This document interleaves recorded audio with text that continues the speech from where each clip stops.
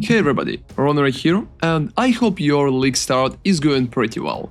So since a lot of the players currently reach an endgame, in this video I wanted to share my early Atlas strategy to pretty much progress faster and showcase what nodes you will take at the start. I think from the proper endgame when you will have all points it will change a little, but it's going to give you some ideas where to go and what to take at the start. Let's go. There is also a pretty important thing that a lot of people are missing. People are asking how to get points. Right now, to get points, you will need to complete a Nexus of Corruption, and you will need to keep completing higher and higher tiers of Nexus Corruption, finding them on your map. When you are checking your map device and searching for the corruption, if you cannot see that, I usually just recommend to look for the additional way of towers which could be covered in the corruption. So that's a normal tower right now. But if it would be a corrupted tower, there could be corruption up on that, and sometimes even through the fog of war you can see that.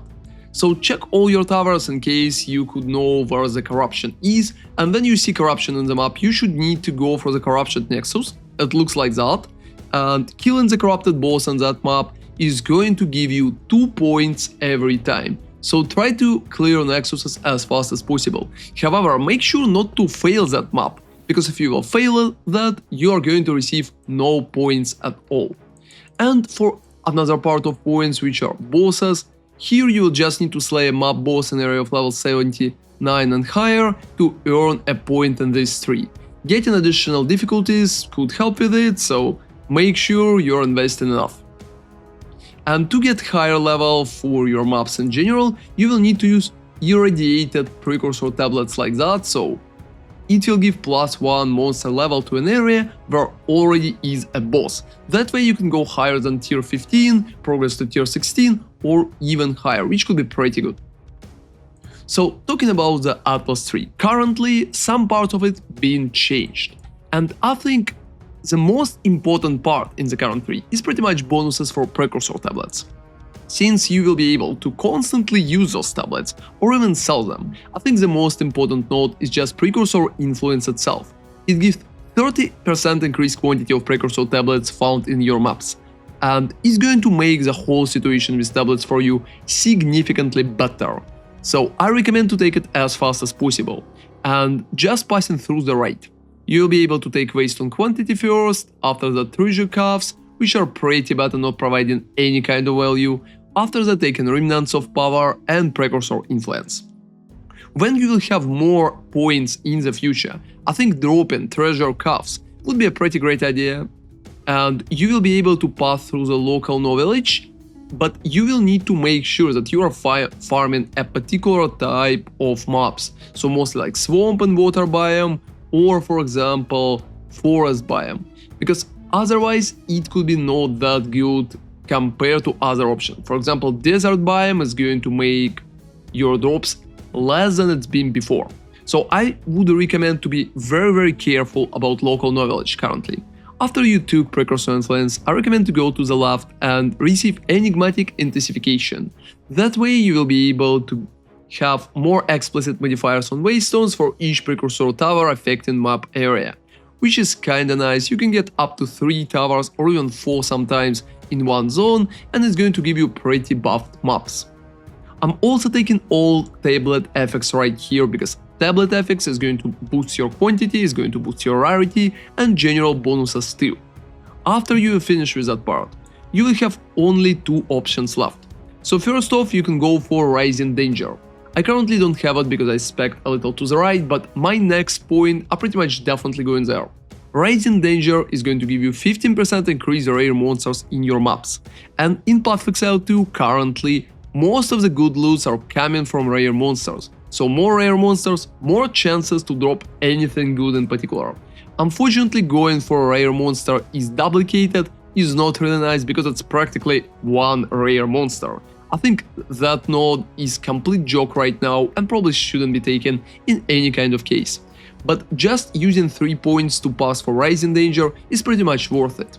You can also add 2 more for increased magic monsters, but magic monsters currently not dropping anything good, so I basically do not recommend investing points there. Going further, there's also magic pack size, but since magic monsters are not providing a lot of bonuses, I don't think there's a point to invest in it. And after that, I just recommend to go to the right. To the right, you will be able to take constant crossroads. It will give you quantity of waystones found in your maps and will help you to feel a little better at the start, because more waystones, if you'll fail some or if you'll just need to progress, it's just going to make your life easier. After that, going a little to the right, I think Grueling Journey is definitely very good. It can give you 2% increase effect of explicit modifiers on your waystones for each explicit modifier. So more bonuses in general, which is very good. There's two options. You can go from the top and take increase the effect of explicit modifiers, or from the bottom and take increase rarity. Both are pretty good, but I prefer to go from down there. So after it, I think there's a few goals that you can chase after you'll spend at least 18 points like that. You can pretty much go up for unstable energies. I think unstable energies could be pretty good, but you need to keep in mind that unstable energies could be harder for your build. So if you have issues clearing some particular maps or you will need more currency to invest into it, I would recommend not to take that too early. However, if you're feeling good, I think it's definitely worth additional points, and there's a pack size before that, which is pretty nice. After that, you also can go to essences and wisps. Even if right now I feel like wisps are not really that good, I think essences worth testing, and probably in the next video about the Atlas I'm going to cover it more directly. And theoretically, you can also go for Corrupted Infusion if you're playing a lot of the corrupted maps. But since corrupted maps could lose a lot of cool bonuses that you already rolled, it's not really recommended that often, and a lot of people are pretty much ignoring it. There's also new nodes for strong boxes and for shrines to the left. I don't really think that shrines are pretty much worth it, and strong boxes looking pretty much worth testing, so that could be a nice thing. And down here we also have new node, which is ecological shift. Your maps have 40% more chance to contain random extra content and 20% less number of monster pack in your maps. I don't really think that it's worth it and probably would not go there. So out of that, just progressing early way, I would probably just go for unstable energies, try to take my rare monsters, and that's pretty much it.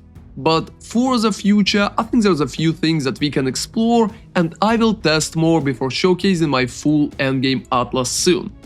Talking about the boss bonuses up here, I think right now we have rarity against quantity, and quantity is a little harder to stack, so I prefer Spoils of War or Fit for a King. Radiant Waystone is pretty good too, because it will give you some additional Waystones, and after that you will have interesting bonuses, which are pretty basic. I think going for Essence or a Strong Box is probably the best idea, so the next points just should be invested in any of those two options. And that's pretty much it for early Atlas. With such setup you should be able to progress just fine. However, if you have some particular issues, you can pretty much reinvest some part of the points to feel better. So if you need more Waystones, you could practically take one's Waystone quantity. If you just farm particular biomes, you can take local knowledge. If you're pretty much interested just in pack size, there are pack size nodes, and that's it. Right now there's not a lot of the variety in the Atlas in general, and I think that setup should help you a lot to progress early on. Please let me know in the comments if there's like any particular strategies that you already tested and what do you think about them. Thank you very much for watching, and ronarray out.